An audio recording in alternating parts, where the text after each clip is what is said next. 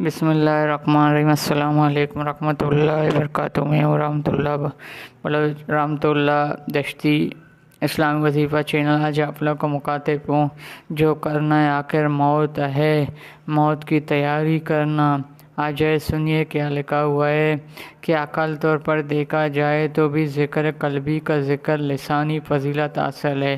مثلا ذکر قلبی الوقت کرنا ممکن ہے جب ذکر لسانی ممکن نہیں۔ مثلا جب سالکین کھانا کھا رہے ہوتا ہے، تقریب کر رہے ہوتا ہے یا دکان میں بیٹا گراہک سے سودا طے کر رہے ہو، اس زبان سے ایک وقت وہ دو کام تو نہیں کر سکتے۔ گفتگو کرے اور ذکر اللہ کرے۔ زبان ایک وقت میں ایک کام نہیں ممکن ہے، جبکہ ذکر قلبی کام کاج کے دوران لیٹے بیٹھے چلتے پھرتے حال میں کیا جا سکتا ہے۔ ذکر لسانی کرتے ہوئے زبان ہل رہا ہے، اونٹ حرکت کر رہا ہے، ہر وقت یہ ڈرا ہے کہ کسی کو پتہ نہ چلے کہ جب ذکر قلبی کا پتہ ہو ذکر کرنے والے کو ہوتا ہے۔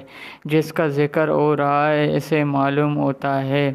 ایک روایت میں آتا ہے کہ ذکر قلبی فرشتہ بھی نہیں سن سکتا ہے، انہیں ایک خوشبو آتے محسوس ہوتا ہے۔ قیامت کے دن معاہدہ کھل گیا، یہ تو یاد الہی کا خوشبو تھا۔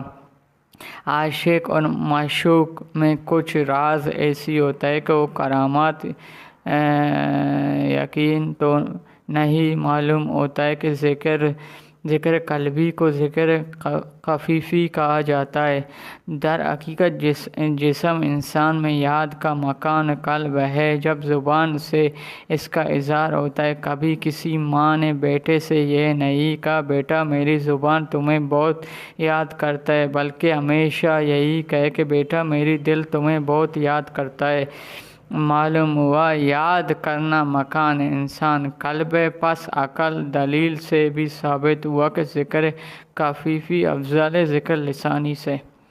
اندر سے آشنا باہر سے بیگانہ، یہی طریقہ بہتر اور دنیا میں بہت کم ہے۔ کثرت ذکر کی فائدہ عجیب و غریب ہے، چند ایک بیان کیا جائے۔ ذکر دل کو صاف کا باعث ہے۔ ذکر سب سے بڑے فائدہ یہ ہے کہ اس سے انسان کی دل ظلمت دور ہوتا ہے، آدمی قلب سلیم نصیب ہوتا ہے۔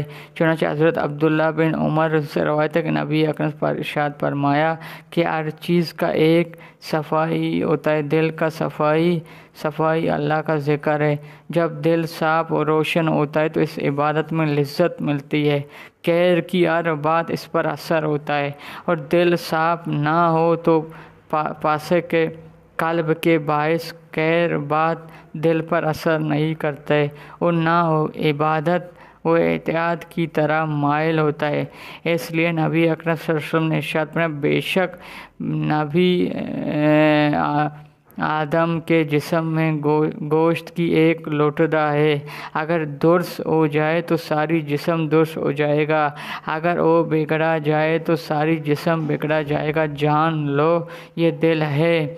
اس بات کو ایک شاعر نے یہی کہا، دل کی بگڑنے سے بگڑنا ہے آدمی جس نے اسے سنارا لیا اور سنا رہے۔ ذکر کو اللہ یاد کرتا ہے۔ اللہ تعالیٰ ارشاد فرمایا اس آیت کی خوشی۔ یہ آپ لوگوں کو کیسے لگا؟ اچھا لگا میرے چینل کو سبسکرائب کرے، لائک کرے، شیئر کرے، بیل آئیکن کی بٹن دبا۔ ابھی مجھے اجازت دیجیے، اللہ حافظ۔